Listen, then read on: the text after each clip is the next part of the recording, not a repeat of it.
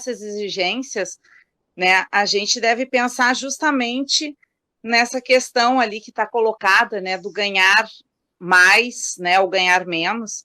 O cargo é o mesmo. No entanto, né, então o salário pelo cargo é o mesmo. No entanto, todas as outras coisas que impedem, né, da gente alçar outras coisas. O cargo em si, a função professor, EBTT, é o mesmo e o nível agora. Até para mudar de nível, né? Será que as mulheres têm, com essa dupla jornada, a possibilidade de fazer o seu mestrado, de fazer o seu doutorado? Porque isso vai colocar um dinheiro a mais. Enquanto os homens, né, não têm, muitas vezes, esse impeditivo para fazer. Então, embora a função professor EBTT é o mesmo, o salário ele pode variar na possibilidade de você fazer ou não, né, um curso que vá para quem entrou, né, sem. E a gente vê pessoas, docentes que já estão se aposentando e não conseguiram até hoje, mulheres, fazer o seu mestrado, ou que estão fazendo neste momento. Além disso, como os cargos de chefia, a gente tem, né, por exemplo, no nosso campus, né, eu posso falar da minha realidade, né, mas mesmo se a gente pegar a reitoria, nós não tivemos uma reitora mulher, nós temos uma minoria de diretoras mulheres.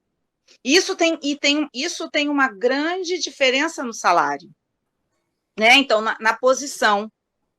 Então, eu acho que a gente vê os assédios, todas essas questões vão influenciar para que a gente receba, não pela função, mas todas essas outras coisas, menos, para fazer, de repente, um projeto de pesquisa, né? Porque não está na nossa função. Se a gente quer fazer um projeto de extensão ou um projeto de pesquisa que vai agregar recursos, que não necessariamente financeiros, mas de tu ter papel, de ter isso, tu precisa do tempo.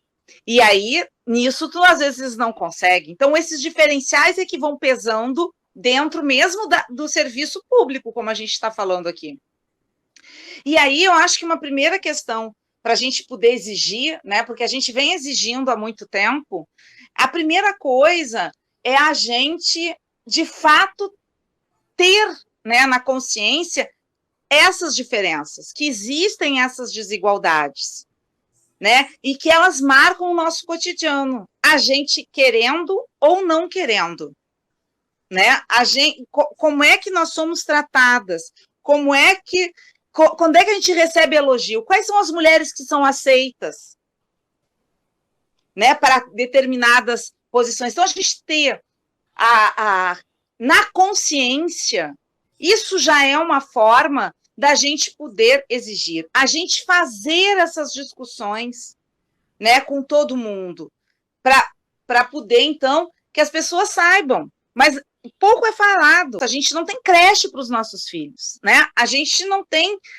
não é levado em consideração o fato de sermos mulheres, a gente votar em diretoras mulheres, em coordenadoras de cursos mulheres, é a gente confiar em outra mulher, não achar que só os homens que têm que culpar. A exigência, ela se dá a partir disso, do nosso voto, da nossa reivindicação.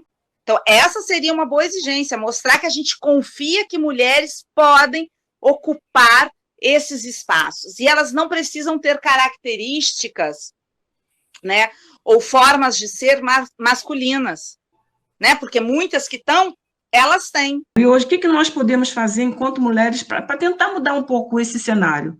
A primeira coisa, colocar pessoas realmente nos lugares certos. Hoje eu posso dizer instituição, claro, nós vamos falar do local de nosso trabalho. Eu sei que existem outros institutos, outras instituições que já estão um pouquinho, não vou dizer anos, mas está um pouquinho à frente da instituição onde nós estamos.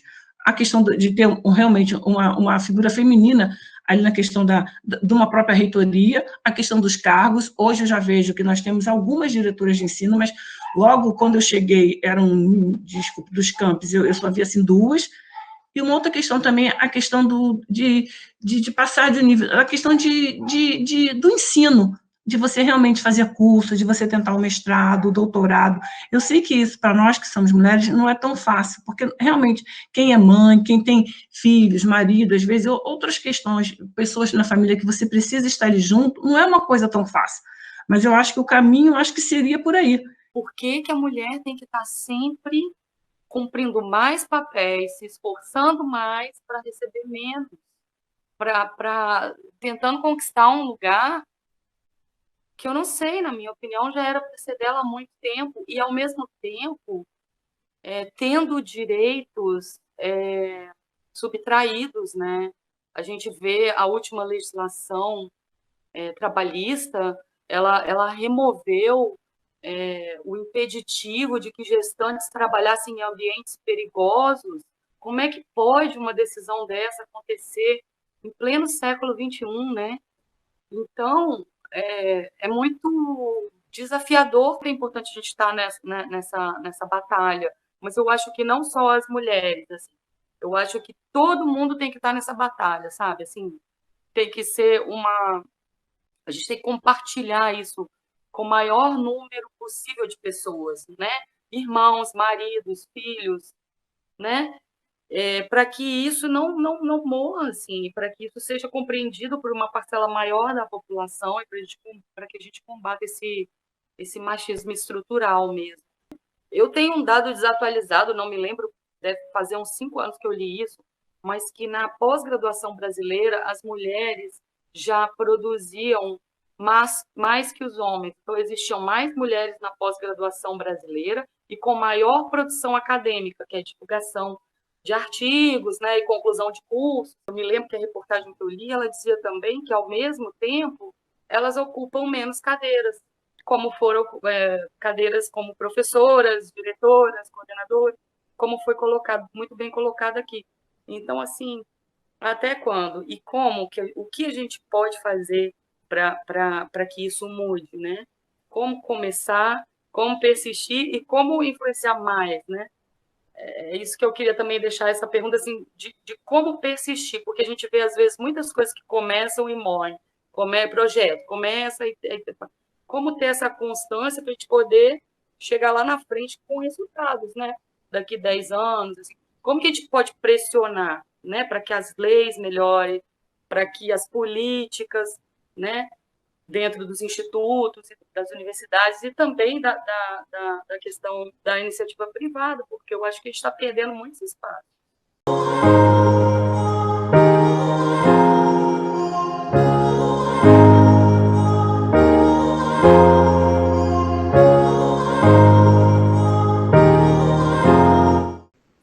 Quando a gente faz esse recorte de raça, né, porque aí quando a gente pensa na mulher negra, né, eu acho que tudo que já foi dito genericamente sobre a mulher, tudo isso se intensifica quando nós estamos falando sobre a mulher negra. Então, se a mulher branca, por exemplo, vai receber o menor salário, a mulher negra vai receber o menor salário se comparada ao salário da mulher branca, né? Se a mulher branca é preterida em cargos de chefia, eu acho que a mulher negra nem é pensada para esses cargos, né?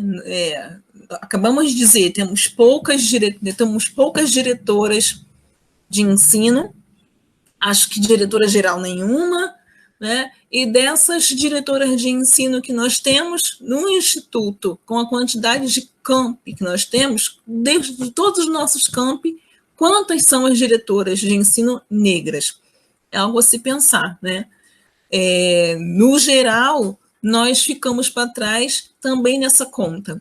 Antes da questão da ascensão dentro do seu trabalho, ela precisa conseguir chegar nos postos de trabalho. Se a gente olhar os dados do IBGE do ano passado, do último PNAD, se a gente for observar, a mulher negra é a que tem a maior taxa de desemprego se comparada à mulher branca. A mulher negra é a que tem a menor taxa de escolaridade. A mulher negra é a que tem a saúde mais precária. A mulher negra é a que sofre violência no sistema de saúde quando vai parir sua criança. né? Então, o trabalho é uma ponta somente desse iceberg quando a gente para para pensar que a mulher negra é a mulher preterida em todos os índices. Né? É ela que está sempre nos piores índices. A gente fala muito de feminismos, mas a gente também fala na questão, na perspectiva também do feminismo negro, né? Porque a mulher negra, ela está nesses índices, mas ela também está nos piores índices. Ela também vai ser a maioria, população carcerária, ela também vai ser a maioria entre as mulheres em situação prisional, né? Então, são muitos dados, a gente já fala aqui falando até amanhã. É interessante, né, isso, eu posso falar do meu lugar, né, de mulher branca privilegiada, né, neste contraponto do que a Andréa estava falando, né, que é justamente isso, quanto que nós, mulheres brancas, temos a possibilidade sempre de conseguir, né, um lugar. As pessoas, porque o padrão de beleza, inclusive, né, porque na hora do emprego, em função da mulher ser julgada por outras características que não a sua competência, né, a sua formação, muitas vezes a sua aparência, inclusive tinha, né, há um tempo atrás foi proibido, que vinha lá no pedido de currículos, de critérios para conseguir emprego, tinha uma característica que se chamava ter boa aparência. E o ter boa aparência significava ser branca, né? Ter olho claro, a pessoa sendo bonita, porque aí é uma coisa que acontece assim, não quer dizer que a pessoa seja bonita, né? Mas as pessoas veem uma mulher de pele branca e olho claro, já acha bonita. Ela pode ser até feia, mas já é vista como bonita pelo simples fato. E ela pode ser uma pessoa, além de não ser bonita, né, ser horrorosa em termos de pessoa, mas as pessoas idolatram. Então, com isso, tem muito mais facilidade de conseguir, tem mais facilidade de se expor, de falar, né, em outros momentos, por exemplo,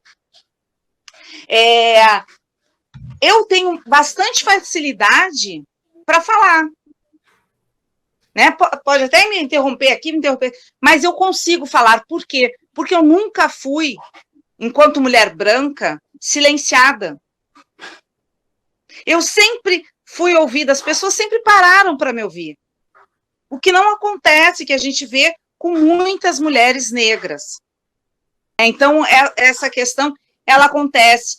E o que não deixa, que aí é um ponto que une as mulheres, né? Porque embora as lutas sejam diferentes, o movimento feminista que a gente conheceu, ele é um movimento feminista branco, de mulheres brancas que queriam igualdade para ir para a rua, para ir trabalhar, enquanto as mulheres negras sempre trabalharam. Então, esse movimento não diz respeito, porque a questão, né, muitas vezes vai se falar em gênero, só se une, né, por ser mulher, não vê as diferenças, e a gente tem que ver as diferenças. Mas tem questões que unem, por exemplo, mesmo, né, a mulher branca, ela consegue o lugar no trabalho, mas as pessoas, se ela for considerada dentro deste padrão de beleza, ninguém aqui está dizendo se é ou não bonita, é um padrão que foi estabelecido na nossa sociedade, ela é considerada burra. Muitas vezes está posta lá porque tem uma cara bonitinha, né? E aí a gente tem, quando falam, por exemplo, de loira burra, ela consegue o emprego, porque ela está dentro desse padrão, mas ela não, mas sempre as pessoas vão achar que ela não tem o que dizer, sempre as pessoas vão achar que ela não consegue. Quando eu terminei a graduação e passar no mestrado, vieram me dizer: nossa, nunca imaginei que você fosse passar.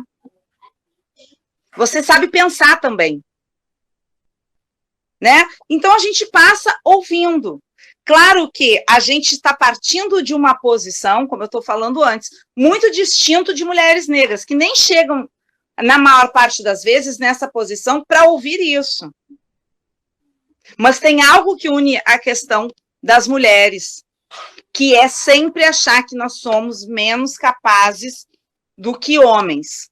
Então, essas questões, a gente tem que pensar nessas interseccionalidades, né? A gente tem que pensar as particularidades, né, da mulher negra, da mulher branca, tem que pensar aquilo que também tem em comum, que há algumas coisas, né? Mas não esquecendo, porque às vezes a gente vê isso como se uma luta valesse por todas. Não, não vale.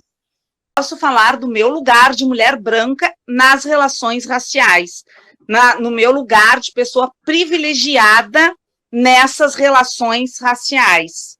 Eu não posso ser representativa, eu não represento pessoas negras, mas eu posso falar do meu lugar, né? Então, a gente até desconstruir isso para poder haver essas discussões, né, é um ponto também importante, porque às vezes a gente faz os debates, é como aquilo, é um debate sobre mulheres, homens não podem, devem, eles fazem parte disso, eles não são representativos, eles podem falar do lugar deles de homens, como os sujeitos que, né, atuam, geram o racismo, né, e no caso o machismo. Os homens também, eles podem e devem participar do seu lugar. E por que muitas vezes eles não vão? Não é porque está proibido. Não vão porque eles não conseguem ficar parados escutando. Assim como incomoda a gente reconhecer o nosso racismo. É duro saber que a gente é racista, porque é duro saber que nós somos criados para sermos racistas.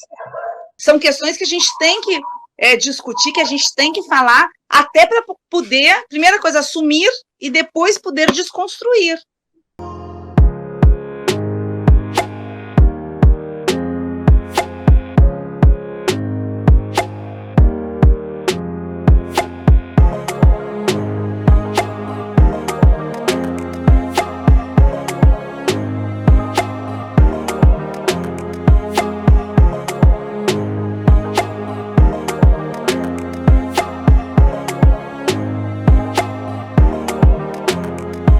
Fiquei pensando, né, nessa questão aí da interseccionalidade, como que isso assim é algo que vem sendo gerado desde lá de trás, né? Desde assim, a gente vê aqui no Brasil, por exemplo, no Brasil colonial, né? Eu lembrei das amas de leite, né? Que muitas vezes essas escravas amas de leite, elas tinham que se submeter às ordens das crianças, filhos dos brancos, né? Dos adultos brancos, mesmo eles sendo crianças. E aí a gente vê essa questão, né, perpassando toda essa dificuldade que as mulheres têm e que uma mulher negra tem, né, assim, mais ainda. E eu fiquei pensando também que ao longo da história foram tendo diferentes formas de opressão sobre a mulher. Primeiro, ela foi colocada numa posição, naquele desenho dos papéis sociais ali, né? A criança, ela seria o futuro da nação, então o pai teria que trabalhar, né? Lidar com o público, trabalhar, né? E a mulher fica restrita ao doméstico, né? Ao âmbito doméstico. E aí, assim, essa mesma lógica capitalista foi produzindo também o que a gente tem hoje, de que assim, não, a mulher pode trabalhar fora, só que agora ela tem que, assim, trabalhar fora, né? Ela tem que cuidar do lar, ela tem que estar com, né, a beleza, a aparência, né, super em dia, super dentro dos padrões aí exigidos. Então, assim, é uma forma de opressão também, toda essa cobrança, né, independente da gente ser, de ser homem, mulher, negro, né, branco, a gente tem que lembrar que a gente é ser humano, né, com as nossas limitações, né? Então, por sermos seres humanos, nós somos de verdade. E a gente não precisa ter que estar atendendo, né, aos serviços aí de uma lógica que é imposta a nós, né, para sermos considerados alguém, né? Então, assim, isso não é fácil, porque muitas vezes esses entendimentos, esses preconceitos estão enraizados em nós mesmos, é difícil da gente reconhecer, né? Mas que a gente possa ir tentando no nosso dia a dia, desconstruir e não reproduzir esse padrão de comportamento que a gente vê que muitas vezes as nossas mães, as nossas avós foram realizando, né, foram nos ensinando, né, e a gente vai reproduzindo aquilo, e às vezes inconscientemente, como elas também.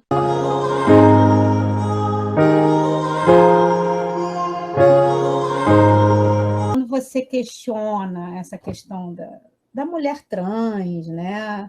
Dessa figura que para algumas pessoas é quase é que está faltando a palavra aqui, como se fosse, eu não quero usar o termo estranho, não, eu quero usar um termo como se você estivesse lidando com algo que não faz parte do seu cotidiano, quase extraordinário, né? O que é isso, né? Essa desconstrução do olhar, que eu acho que é um ponto muito importante que a gente tem que pensar, né? E eu vou trazer um pouco do olhar da mídia, né? Que a mídia acaba que é hoje a grande responsável das construções, né? Da nossa forma de pensar, né? Hoje as pessoas bebem as informações de forma muito rápida e prática, né? Infelizmente, acaba que até o WhatsApp hoje é o nosso meio de comunicação, para algumas pessoas até o detentor de verdade, que é bem perigoso, né? Na atualidade. Então, o que eu vejo, né, para essas pessoas hoje é que a gente começa o processo de desconstrução, eu chamo um processo assim, muito embrionário, né? É como se as empresas tivessem que dar uma satisfação à sociedade, né? Então, elas começam com a mídia, né? Botando em suas propagandas pessoas que fogem um pouco desse lugar, né? Desse corpo feminino que precisa conter, né? Alguns itens, né? Que acaba que vira um produto, né? Esse corpo feminino que é conceituado, né? E como vem esse movimento do feminismo, e tem a questão do feminismo negro, tem a questão, né, das mulheres trans, e isso começa a ser entendido como representatividade, né? E a questão da globalização das informações, as mídias sociais começam a trazer isso de uma forma diferenciada. Neste lugar, né, apesar delas se posicionarem, a gente ainda encontra muita resistência e preconceito, né? Mas o que eu sempre trago para os meus alunos é que legal, né? As empresas começam a construir suas propagandas através dessa imagem, mas e dentro da empresa? Será que nós temos essas funcionárias? Será que nós temos mulheres trans nessas empresas, mulheres, né, as plus size, mulheres negras? Será que elas estão lá dentro exercendo cargos, né, de gerenciamento? Né? Esse que é o ponto para a gente discutir, né? E nesse lugar de fala, né, por exemplo, sou uma mulher negra, hoje estou coordenadora de um curso, né? Isso é uma conquista, mas não foi tão simples assim, né? Uma ralação do caramba para você chegar nesse lugar, né? E às vezes as pessoas me perguntam, mas você já se sentiu tendo essa questão do preconceito? Eu falei, talvez por não ter, né, tido uma criação onde os meus pais nunca colocaram isso como um ponto de questionamento, talvez isso não foi uma construção na minha mente. Talvez eu tenha passado por coisas que eu não tenha notado isso. Mas o lugar da pobreza, sim, né? Esse lugar que eu fui enfrentando e tudo e tal. Então, quando você traz essa questão da mulher trans, né, que é obesa e que se transforma, né, para conquistar aquilo que ela acredita. Eu não tenho potencial para falar para você como é isso, né? Porque é um conjunto de informações. Eu tinha um aluno, no caso, era, né, um menino, ele falava assim para mim: poxa, professora, eu sou gordo, eu sou negro, eu sou gay, eu sou candomblessista, eu sou um alvo, né, para morrer a qualquer momento. E ele era espalhafatoso, né? Então, ele já tinha essa consciência. Agora, você transfere isso para esse lugar dessa mulher, né? Deve ser muito delicado.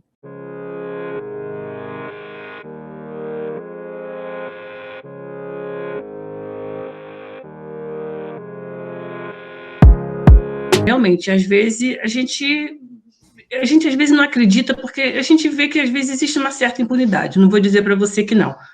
O acesso, às vezes, assim, uma olhada, uma cantada, mas às vezes, com toda sinceridade, não, claro, não digo todo mundo, mas quem já passou, às vezes a gente finge que a gente não está entendendo. A gente dá uma de... Às vezes a gente sabe, claro, eu não passei, mas eu, claro, tenho várias colegas que já passaram, às vezes você leva uma olhada, um discreto, às vezes você está com a blusa, sabe? Mas você, às vezes, finge até para você não entrar numa questão. Agora, o assédio moral é pior porque, às vezes, você demanda com chefias. E, às vezes, quando a gente sente na pele, a gente sabe do que a gente fala. Na hora que o chefe vai te avaliar, que não é daquele jeito, que você não faz o que ele gostaria, mas existe uma certa hierarquia, existem os documentos que apontam que cada um deve fazer no setor. Então, eu acho que, realmente, mesmo que a gente não acredite que possa ser realmente... Não uma punição, eu acho que tem que ter realmente uma punição para que isso não aconteça, são coisas que nós podemos pensar, mas eu acho que quando cada uma realmente acontecer, é denunciar sim, e buscar apoio com alguém onde você se sinta confortável, desabafar, não guardar isso para você, porque não vai resolver nada, você realmente coloca a boca no trombone, se queixa, vai aonde você deve vir, mas acho que deve ser denunciado sim. Deve fazer, né? É simples, mas não é, porque não é simples, né? É a denúncia. Né? E às vezes a gente não consegue, porque às vezes a gente está em situações muito vulneráveis. No IFRJ, eu já sofri vários assédios, né? Moral. Sexual é mais aquelas piadinhas que fazem, mas foi muito pouco, né? Mas o moral, não. Reuniões. Todo mundo sabe que eu sou uma pessoa que sou combativa. Todo mundo sabe que eu sou uma pessoa que fala. Mas eu não vejo ninguém falar e mandar um homem calar a boca. E já me disseram, né? Você já falou isso, agora cala sua boca. Já ligaram para o meu diretor para fazer queixa, porque eu usei a palavra merda. E eu uso a palavra merda. Para mandar ele calar minha boca. Não faria isso se fosse um homem. Sabe que eu sou bem brigona, mas tem coisas que nos derrubam. O cara chegava, eu era substituta, ele chegava na porta da minha sala de aula com 50 alunos, eu dava aula para as licenciaturas, com os braços abertos e dizia: que horas você vai sair hoje? Não te... eu tinha que falar na frente da turma: não te interessa, tu quer saber por quê? Aí, na vez do concurso, que foi ao mesmo tempo do IFRJ, em 2008 para 2009, ele me escreveu: olha, abri o concurso para cá, vem aqui que eu vou te ajudar a te inscrever e fazer o edital. Não fui. Não fui. Porque eu não vou ser assediada. Devia denunciar? Deveria, não denunciei. As piadinhas que a gente escuta, que tá histérica, porque não, né? Porque não pode com isso, porque tá sem ter isso, sem ter aquilo, né? Porque as pessoas associam a mulher histérica à falta de relações sexuais, né? E acham que uma comida vai resolver, porque é assim que falam, né? Inclusive lá as mulheres lésbicas sempre falam o quanto elas escutam que tem que ser comida para deixar de ser, como punitivo. Então, além dessa violência do momento, quando você vai denunciar, passa por tantas outras humilhações, por tantas outras situações, que tem que ter, né? Vamos dizer, muito peito. Tem que ter muito peito para poder ir lá e aguentar tudo isso. Mas, mesmo assim, se todas conseguirem, seja por apoio, com apoio, né? Porque é preciso apoio para ir lá, talvez a gente consiga. Talvez. Né? Talvez. Mas para isso a gente precisa modificar pensamentos antes. Para que mais mulheres possam ir e sejam acolhidas. A gente não tem espaço nenhum de acolhimento para nada, por exemplo, no IFRJ. A gente não tem um lugar para falar. A primeira coisa é ter uma central de acolhimento que escute, né? E para a gente poder discutir, para a gente poder falar sempre. Mas a gente não tem. Não tem. A questão do assédio, da violência sexual, né? Como que é difícil fazer essa denúncia, como que as pessoas não acreditam. E quando se trata de assédio moral, isso, principalmente quando é num trabalho, isso se torna quase que impossível para algumas pessoas, entendeu? Porque a pessoa já está realmente fragilizada, psicologicamente falando. O assédio moral não é uma coisa fácil de se comprovar. A gente precisa das outras pessoas. E aí a gente fala assim, mas no serviço público, ninguém tem nada a perder e vai apoiar a outra. Não é assim. As pessoas não apoiam, as pessoas têm medo. E você não tem o que fazer. A gente não acaba não sendo... não tem credibilidade. Principalmente quando se parte de uma mulher, a mulher é a louca, você está fazendo corpo mole, você... Não, e quem vai bater de frente com uma chefia, por mais que seja num serviço público, para apoiar a outra pessoa? Nem outra mulher. É muito difícil encontrar apoio. Então, assim, eu acho que isso também é bom para a gente perceber que a gente precisa se apoiar, entendeu? Muitas vezes a gente vê as pessoas falando e a outra falando, maluca, falando demais. Mas tem que ser assim, a gente tem que ir apoiar a outra. É maluca, mas ela tá falando e tá certa, entendeu? Porque as pessoas depois tiram o corpo fora e ninguém ajuda ninguém. Isso no serviço público ainda é mais complicado. No particular também. A gente acha que a pessoa perde emprego, né? Falar do chefe é perder emprego. Então, é uma situação que é difícil de provar, é difícil de denunciar. Como que a gente denuncia, entendeu? Se na violência mesmo, agressão física, você tem a prova, tá roxa, e a pessoa fala, como que você se envolveu, você imagina numa coisa que você não tem uma prova física, entendeu? Você não tem uma prova física. É muito complicado isso, nem sei como a gente pode trabalhar isso, eu acho que realmente é uma questão da gente se apoiar, uma apoiando a outra e sempre quem trabalha junto, né, poder fazer isso, mas as pessoas têm medo. A gente vive num mundo, num país do medo, né? As pessoas têm medo do que vem. Eu vou apoiar fulano, mas pode sobrar para mim também, em todos os sentidos, até fora dali.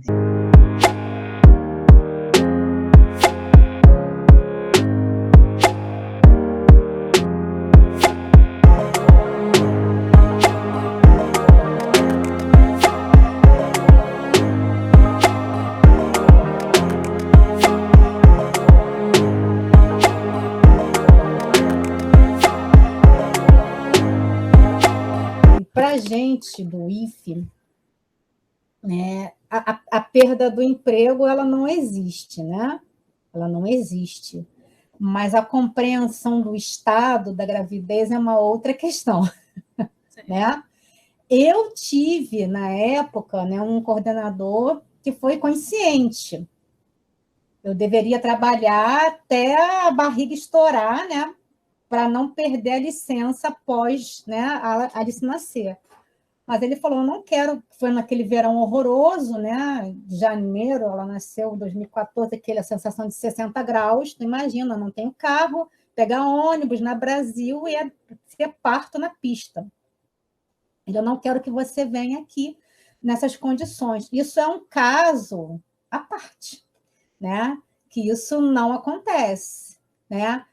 Em relação às leis, eu acho que a nossa lei é um pouco equivocada, né? Porque se você tira um tempo antes, que os últimos meses, eles não são assim tão tranquilos.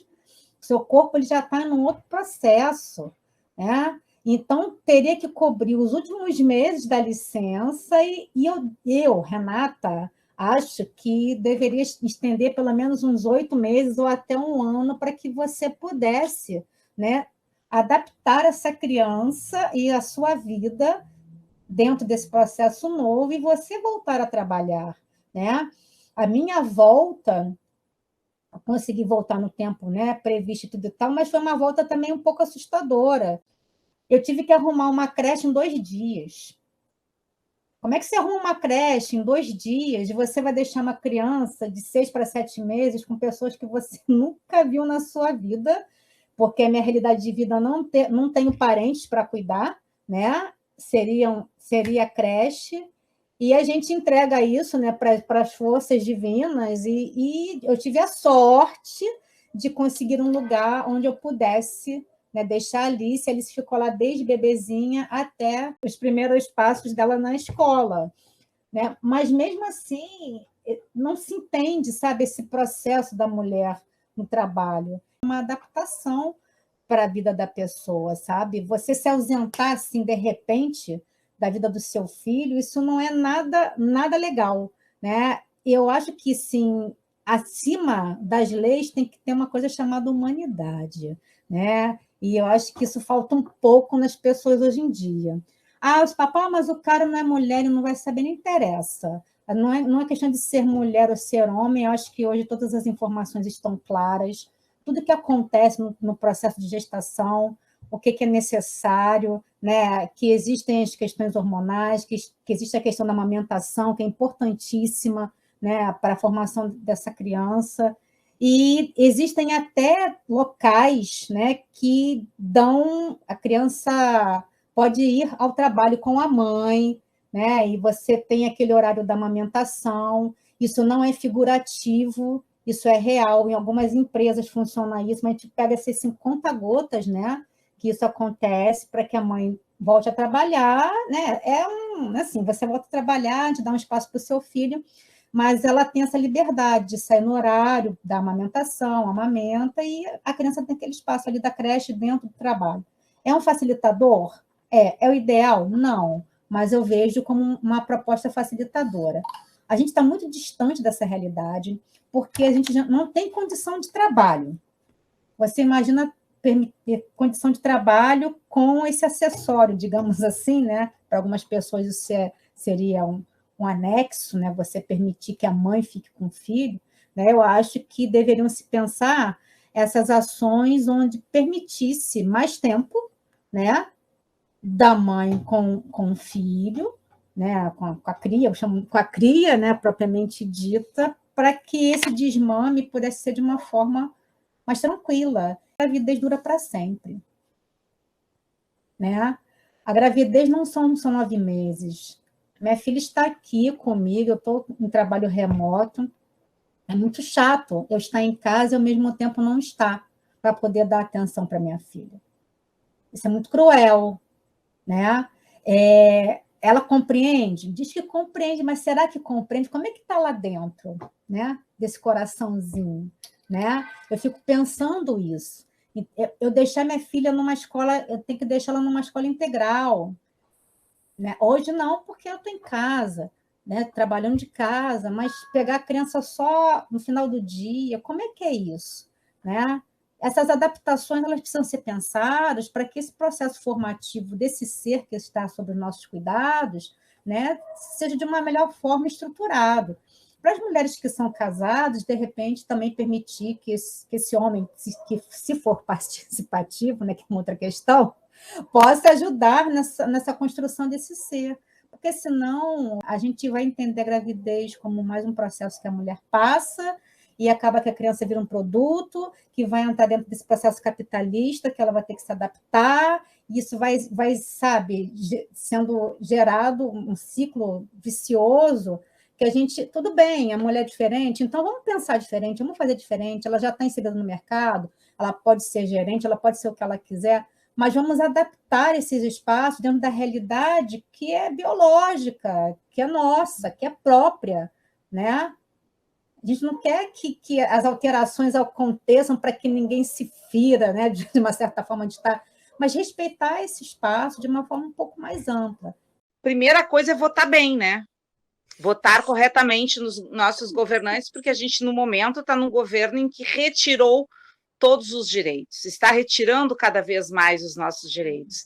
Então, a gente votar para garantir esses direitos é essencial, né? Direitos que nos permitam ficar grávidas e ter e criar os nossos filhos, mesmo trabalhando, é possível fazer. Por exemplo, a escola integral não serve para mim. Mesmo a escola integral não dá, porque eu, às vezes, saio às 7 da manhã, deixo ela na escola, mas eu volto 7 da noite, mesmo a escola integral.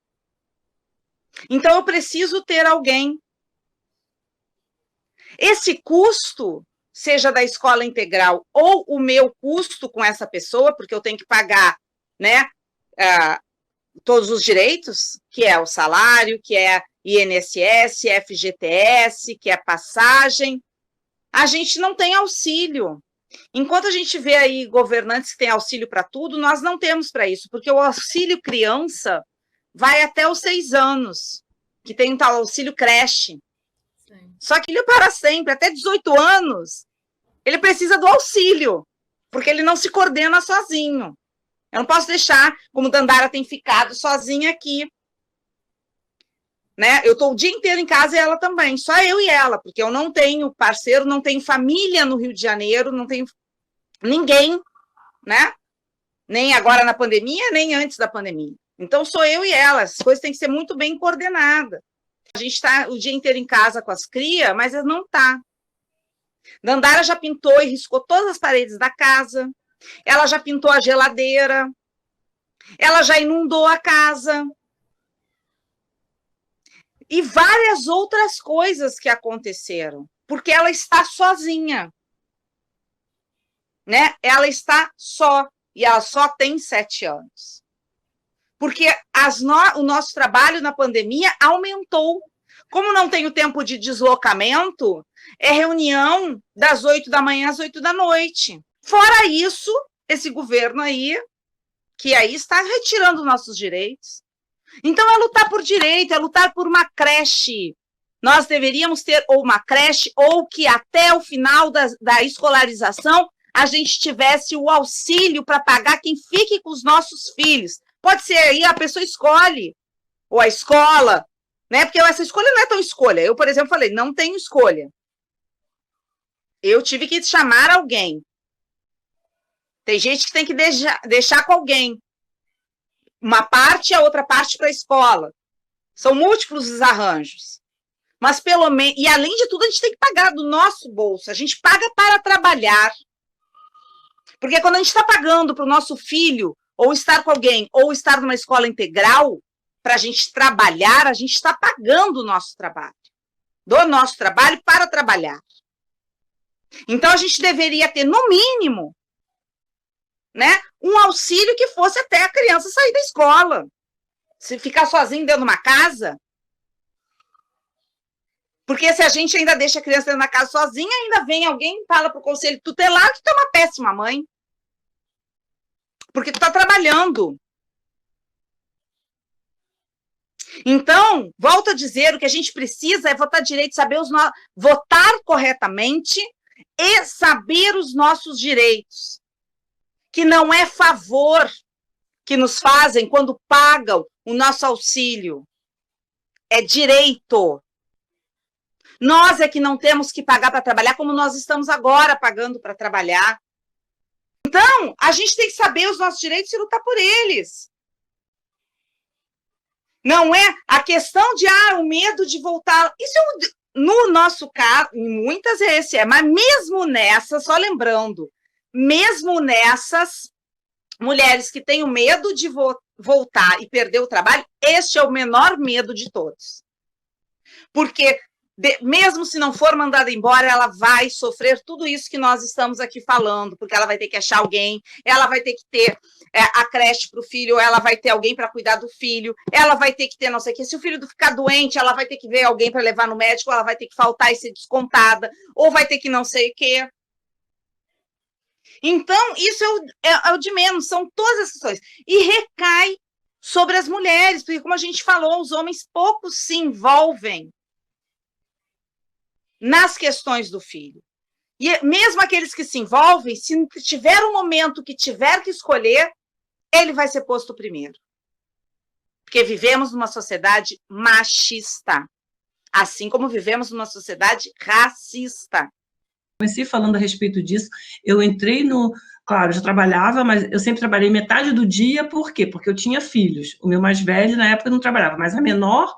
O que acontece? A caçula, eu trabalhava metade, talvez por isso, claro, a escolha da profissão de ser professora, trabalhar metade, de ter mal ou bem, quando não tem greve, ter 2 férias ao ano, mas, gente, mas como elas colocaram, mas não é uma adaptação só da questão do trabalho, é uma adaptação sua, pessoal.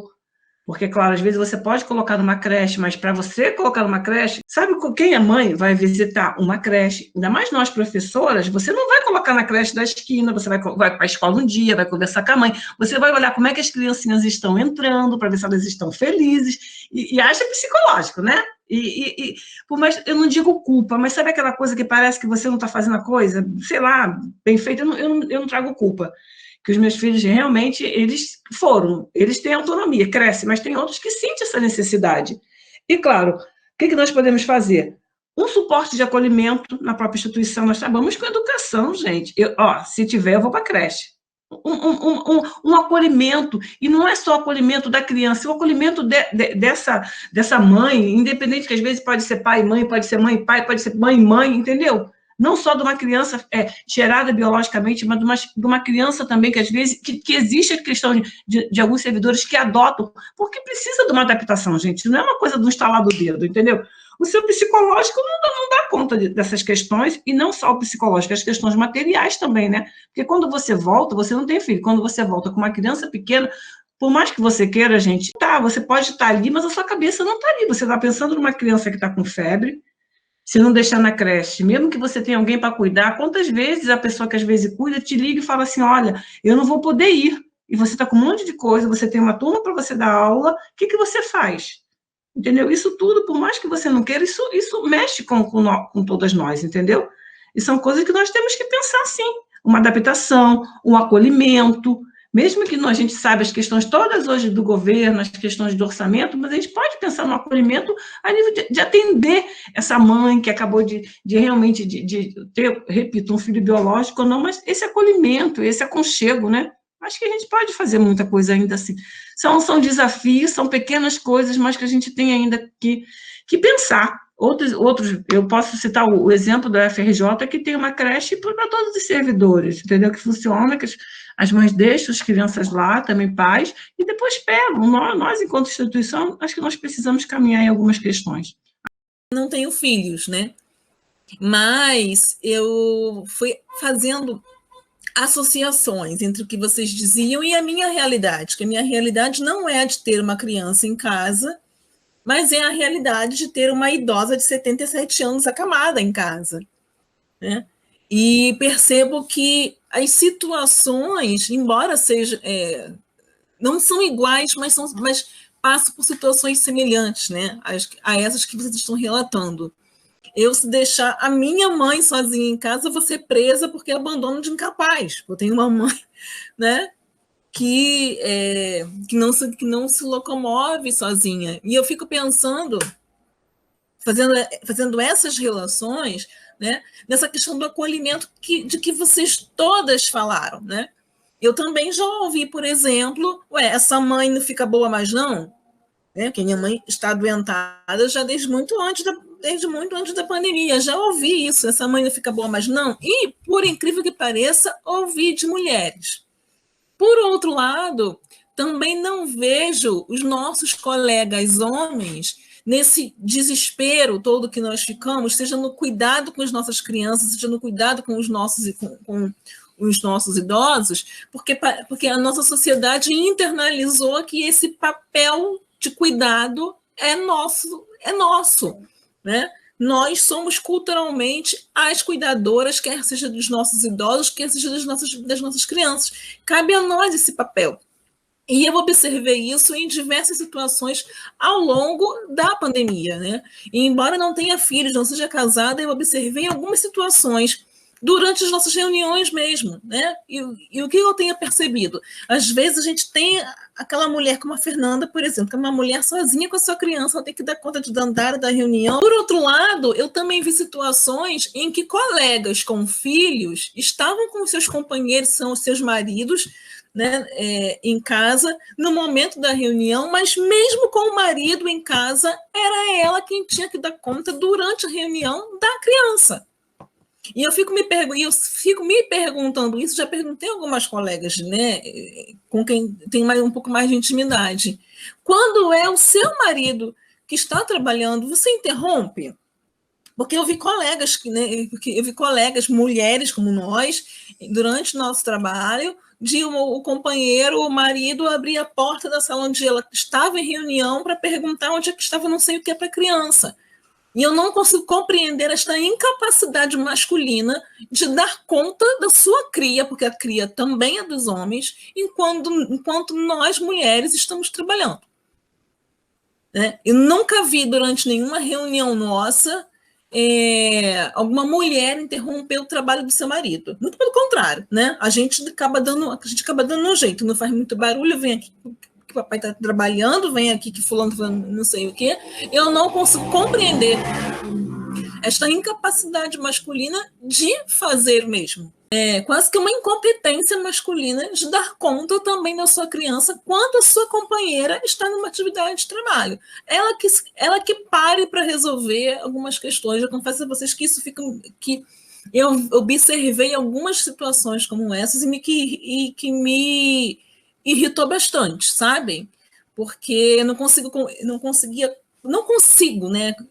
Aliás, não faço questão alguma também de compreender por que este cuidado só pode ser nosso papel. E também nunca vi na sala de professores nenhum colega, posso estar equivocada, nenhum colega dizendo, por exemplo, que tinha que se desdobrar entre o trabalho e o cuidado com pais mais velhos, com os filhos, né? Eu sempre ouço os colegas falando dos trabalhos de suas esposas, mas deles propriamente ditos não.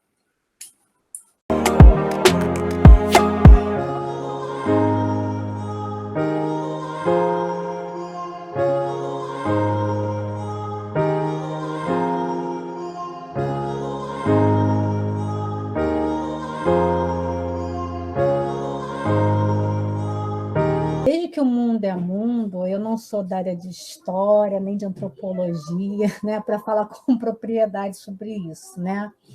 Mas o ser humano ele foi se adaptando às questões daquilo que ele entendia o que era certo, né?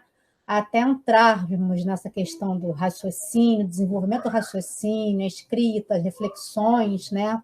Até então, a sobrevivência está muito atrelada à força, né? E isso ficou muito imposto ao corpo masculino. O tempo passou, né?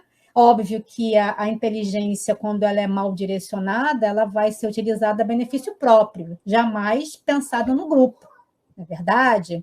Então, se pela força eu consigo e eu posso dominar as pessoas através desse processo, eu vou criando uma lógica onde até os deuses, né, masculinos, pelo menos, né, os deuses do Olimpo, né, tem essa característica, não da matriz africana, que já tem uma outra proposta, né, em relação às forças que são próprias, né, das energias, né?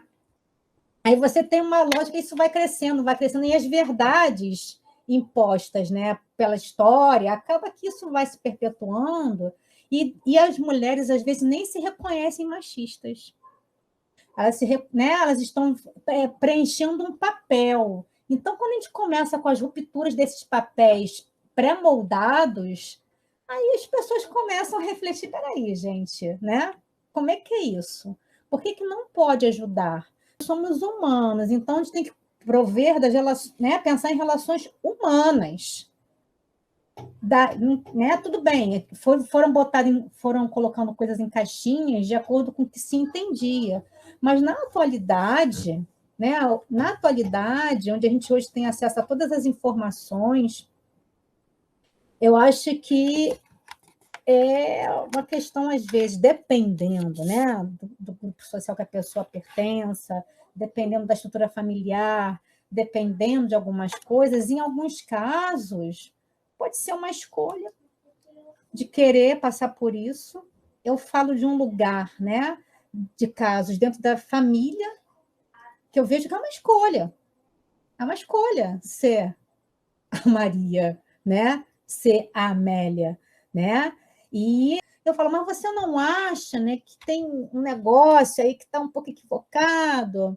Aí depois vem com um discurso de uma matriz, sabe, um pouco religiosa, que às vezes dá aquele embate do papel submisso da mulher, aí vem a culpa associada dentro dessa estrutura, sabe, que a pessoa se coloca, né, de se sentir culpada por não cumprir esse papel da mulher, que às vezes, em algumas matrizes religiosas, tem esse lugar da submissão, né? Então, essa ruptura, às vezes, ela é de ordem cultural, é de ordem religiosa, né? É uma ruptura muito maior, né? Então, culpar a mulher por isso, né? A gente tem que pensar em toda a história que envolve cada caso, cada grupo social, e entender essa culpa. Eu acho que a gente tem que pesar aí de que forma isso foi construído, né? Nessas imagens que são carregadas, nesses arquétipos todos que foram ali lidos por essas mulheres, né? A gente tem uma imensidão de várias formas de pensar culturalmente no planeta, né? Mas, de qualquer forma, assim, hoje em dia, com todos esses movimentos, esses reposicionamentos, essas identidades sendo aí fortalecidas, né? Fica aí, né, para alguns grupos que não são todos, né, que a gente não vai, eu não gosto de botar nada em pacote junto, porque isso não existe. Para algumas mulheres é uma opção, até para poder ser mantida por um cara, ser dondoca, entende? Tem mulheres que optam por isso, né? E tem outras que já não, cara. Às vezes é uma imposição casou porque a mãe obrigou e fica naquela situação, né? E vira dona de casa, aí a culpa vem através desse processo familiar, né? Então, pesar a culpa aí, eu acho que tem que colocar todos esses fatores, né? Que estão aí associados. Tem gente que quer ficar nesse lugar para se dar bem de alguma forma, né?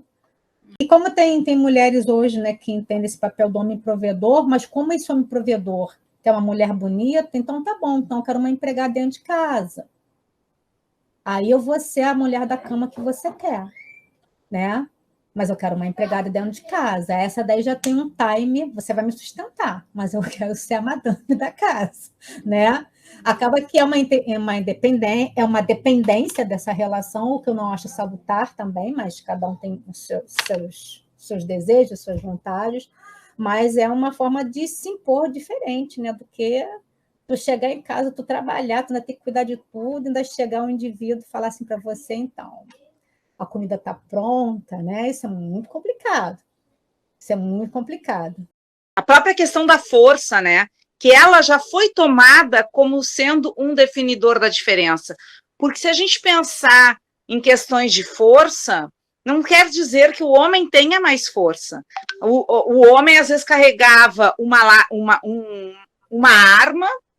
um arco e flecha, e a mulher carregava o filho e o balde d'água na cabeça. Então, a própria questão da força, ela já foi construída, né, culturalmente na nossa sociedade, para que as pessoas, para que as mulheres sejam colocadas e se coloquem nesse lugar de frágil, porque aceitar o ser frágil, ela aceitaria o homem cuidando e provendo, né? Então, a gente desconstruir, de fato, a gente começar a quebrar essas questões dos brinquedos, e aí, às vezes, a gente quebra em casa, mas a escola reforça, né? Eu, por exemplo, que tenho uma visão, né, sempre desconstruindo, me deparo com a Dandara me falando, olha ali, ele está vestido com roupa de mulher, de menina, como é que pode isso? Eu sempre falo, pode usar qualquer, mas ele está de rosa.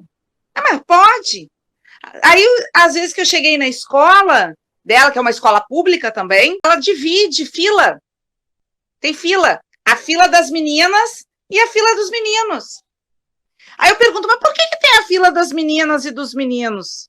Qual a lógica disso? Não tem nenhuma. Aí eles estão brincando lá no recreio, intervalo, aí as meninas estão brincando de elástico. Elas têm 6 anos. Menino não pode brincar de elástico, porque é de menina. E as professoras, muitas vezes, reforçam isso. Enquanto deveriam quebrar com isso. Né? Porque esse é o nosso papel também. De discutir. E não adianta, a gente só faz a discussão quando chega no curso superior. A gente tem que discutir desde a creche. Desde a creche a gente tem que fazer essa discussão.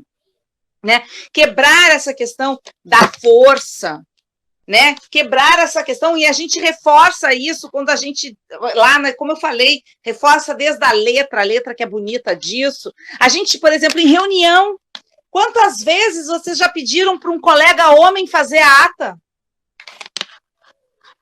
Quantas vezes? A gente pede para a colega mulher fazer a ata. A gente não pede para a colega homem. Então, são uns pequenos detalhes que a gente vai, né, reforçando essa perspectiva que foi tomada a partir do sexo, né, para construir as nossas relações. A gente não tomou a perspectiva do gênero, né? Então, a gente o tempo todo está fazendo. Mesmo, né, as mulheres que se colocam como feministas. Está nas nossas estruturas de pensamento. É difícil a gente quebrar, a gente precisa de uma vigilância constante sobre os nossos pensares e fazeres. Né? Por isso que muitas vezes por isso que é tão difícil, de fato, ser feminista. Né? E o que é ser feminista? É só dizer que não precisa do homem? Porque foi já durante um tempo ser feminista, eu não preciso de homem, eu faço tudo. Será que é isso? Porque aí a gente também deixa os homens para lá, não precisa ressocializá-los também de uma outra forma. Né? Então, é só para a gente pensar, por isso que às vezes acontece isso. E aí a Renata falou uma questão ali, né? A que faz o acordo lá, né, de ser sustentada, então coloca uma outra pessoa para trabalhar. E essa pessoa é mulher, então ela também vai aí ter as mesmas relações com essa mulher. Muitas vezes não tem nenhuma sororidade. Né? Muitas vezes ela também vai oprimir esta mulher. Né? E principalmente se ela for jovem e considerada bonita.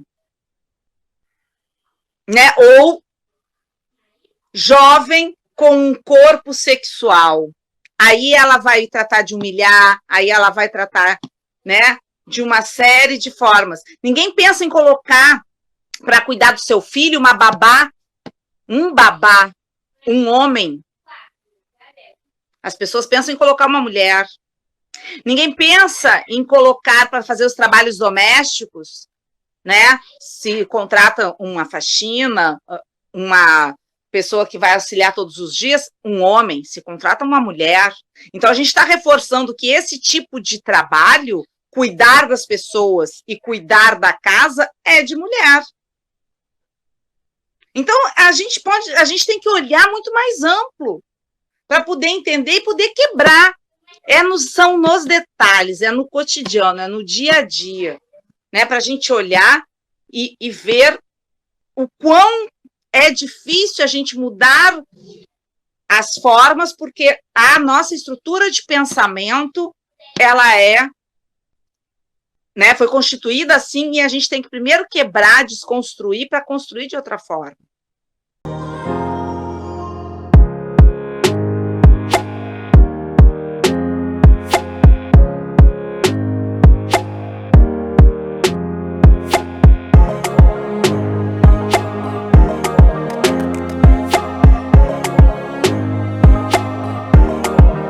a questão da sororidade, novamente. Por quê? Porque se a gente não der as mãos e uma fizer pela outra, se a gente não tiver esse olhar, porque quando você ajuda outra mulher, ou promove outra mulher, ou entende, escuta e participa daquela questão com ela, há uma troca muito grande, né? E um entendimento dos dois lados. Assim, eu vou dar um exemplo muito simples, assim. Tem uma moça, eu vou num salão e às vezes ela pintava meu cabelo. E aí um dia ela ficou reclamando muito de uma relação opressora que o dono do salão tinha com relação a ela e também outras funcionárias. Mas eu gosto muito dela, é muito profissional, ela é muito alegre, é uma pessoa muito batalhadora, muito guerreira. E a gente sempre conversou muito. E um dia ela veio, ela estava bem triste, falando: eu até tive um convite de uma colega que saiu daqui e lançou outro salão de virar sócia dela, mas eu não me sinto segura. Aí eu fiquei pensando e falei: poxa, mas por que, Jana? Você trabalha tão bem, poxa, todo mundo que eu vejo você fazendo cabelo fica lindo, faz o maior sucesso, você é uma super profissional, por que não daria certo? Não sei, eu acho que não é o momento. Se eu ficasse ali tentando convencer ela, eu vi que não ia dar mais muito certo, apesar de eu ter tentado fazer isso.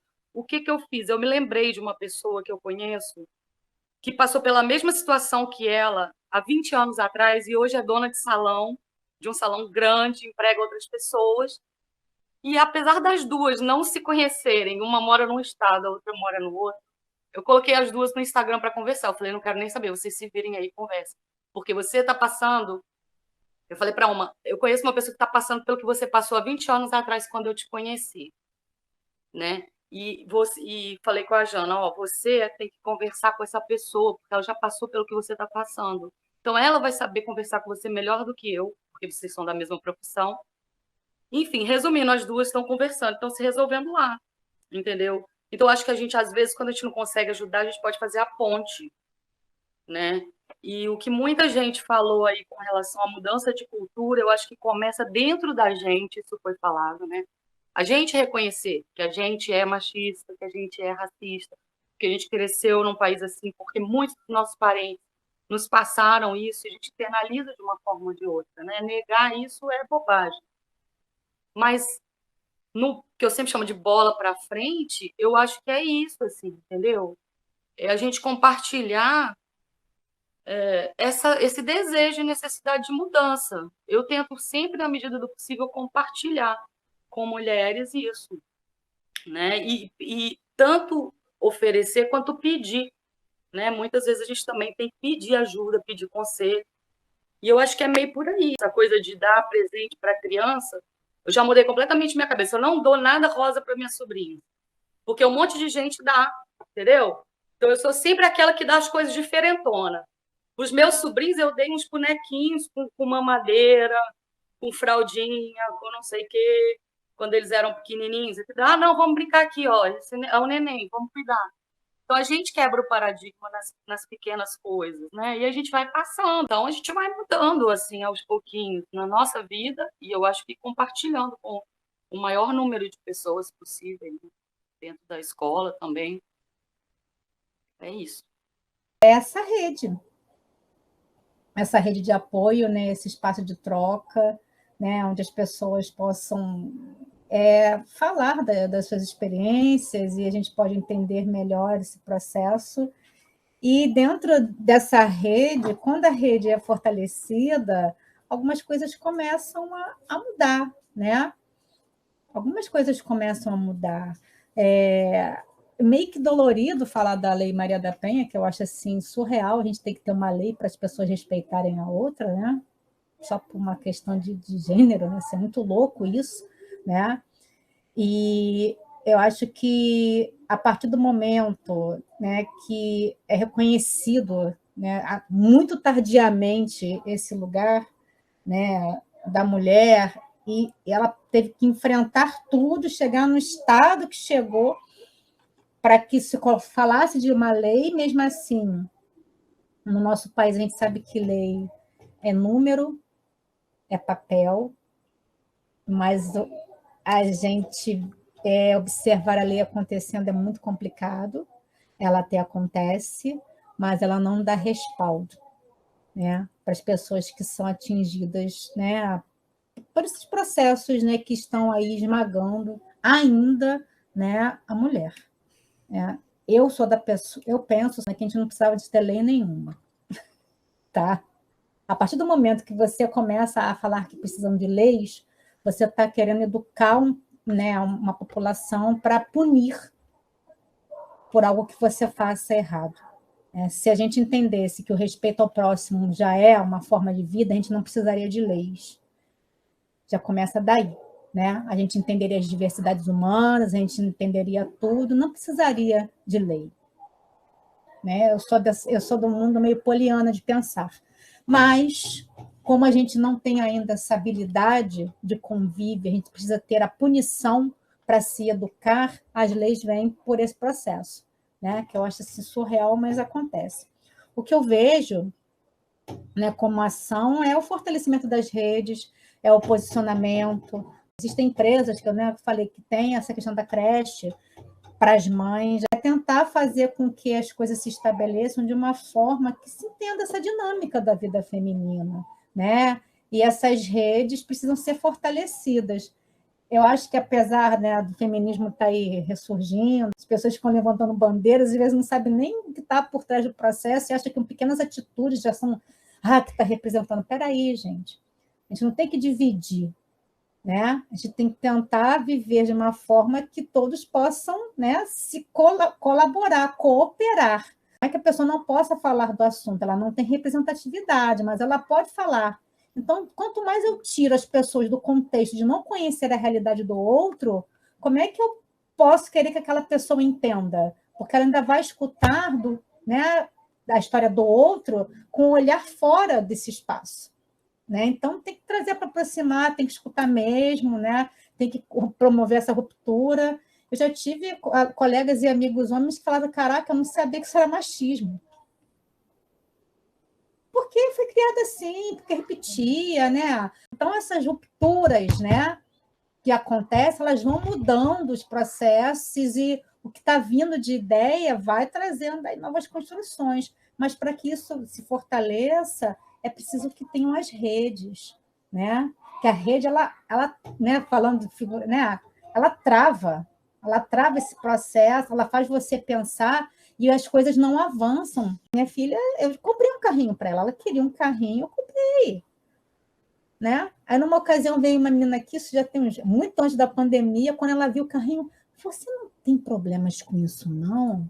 A sua filha tem um cavalinho, esses cavalinhos de brinquedo. Eu falei para ela, gente, eu sempre quis ter um cavalinho de brinquedo. Aí eu falei, eu não gosto de rosa. Isso não vai deixar a minha filha mais feminina, mais masculina. E o que ela vai escolher da vida dela é uma outra, né? O que vai estar na alma dela é uma questão dela. Eu quero que ela seja pessoa, que respeite o próximo. Né? Vamos parar com esses formatos. Né?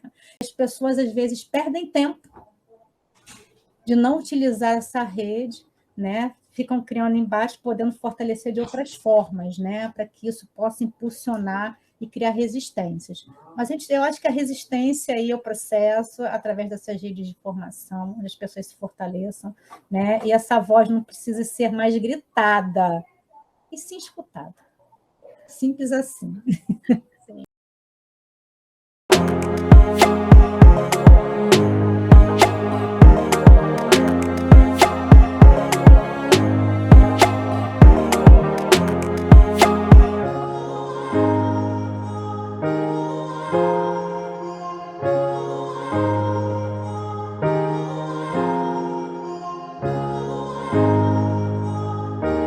As mulheres não têm que procurar o lugar ao sol. Elas têm que ser o sol. Perfeito. Simples assim. A partir do momento que você é o sol, acabou. Ninguém te segura. Tá? Minha mensagem é que as pessoas não só as mulheres, mas que no momento, ninguém desiste dos seus sonhos, se desafie e que vão à luta. É isso. Eu acho é a gente lutar por melhores condições de trabalho em todos os lugares em que a gente estiver, e não deixar para outros os piores postos de trabalho, né? É a gente saber né? E aí todas as mulheres, né? Todas as pessoas, mas já que a gente estava deixando as mensagens para as mulheres, é conhecer os seus direitos, conhecer os seus deveres, e não, porque a gente fala muito em direito e não fala de dever, né? Dever também faz parte dos direitos, vamos dizer assim. Conhecer os seus deveres e seus direitos e não calar a boca. É ao contrário, né? Aí as mensagens vão parecer contraditórias, né? Até. Mas o não calar a boca não precisa ser gritar, né? Como eu, por exemplo, grito. Mas o não calar a boca quer dizer não baixar a cabeça, quer dizer ir atrás dos seus direitos, ir atrás dos seus desejos, né? E não é só no trabalho. O trabalho, ele acaba sendo, porque a nossa vida não é o trabalho. A gente trabalha para viver. A gente não vive para trabalhar. Então, para o trabalho, né, ele também ser bacana, todas as outras coisas têm que ser. Né? É a gente viver, né? É a gente saber, é não ter medo, porque a gente tem medo todos os dias. Medo quando a gente tem que sair na rua, medo de andar numa rua sozinha.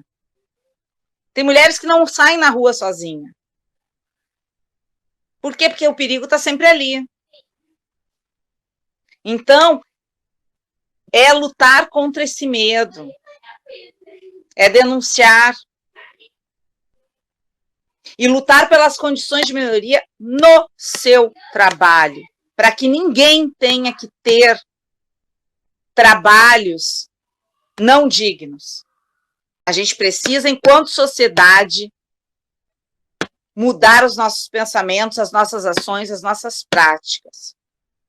E também, eu não posso deixar de falar isso, é não votar porque o fulano disse a não atrás de fake news, é o olhar crítico da vida.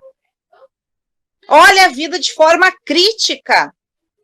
Não vai atrás porque alguém falou, alguém geralmente de muita confiança. É o pastor, é o padre, pode ser até o pai de santo. Qualquer sujeito, pode ser o marido, não vai atrás. Pense por si, por mais difícil que seja, pense por si. É que as mulheres não se deixem humilhar, não se deixem convencer por falas que tentam fazer com que elas acreditem que são menos capazes. Às vezes essas falas vêm de amigos, de namorados, de familiares. Já cansei de encontrar meninas. Eu trabalho em FRJ, mas também sou voluntária em pré-vestibulares comunitários há 20 anos. E já cansei de encontrar meninas que diziam para mim que não iam conseguir fazer a faculdade porque o namorado disse que não era capaz, porque um tio disse que não é capaz, e é sempre um homem dizendo que ela não é capaz. Né? E eu sempre dizia para elas, você vai fazer e no ano que vem você vai voltar aqui me dizendo que você passou por uma universidade.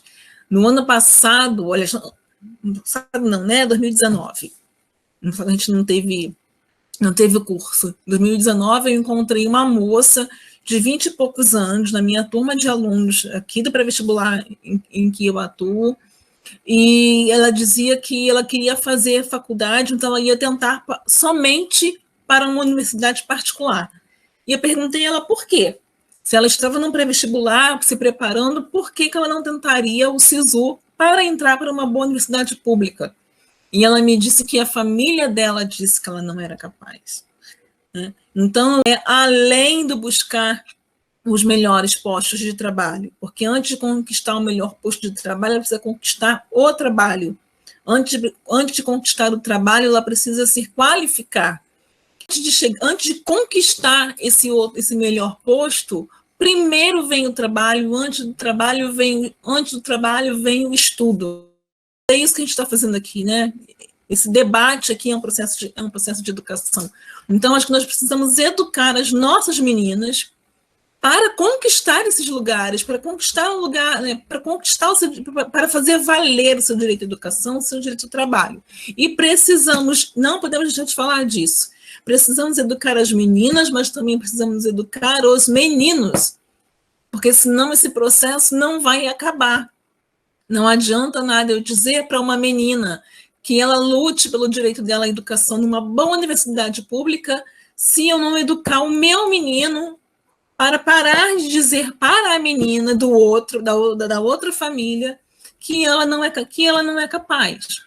Então, acho que tudo isso é um processo que vai nesse escolher o seu brinquedo, porque a menina pode sim brincar com o que ela quiser, o menino pode brincar com o que ela quiser, né? Então, acho que todo esse processo. Eu me lembro de quando eu era criança, tem muito tempo isso, né, gente?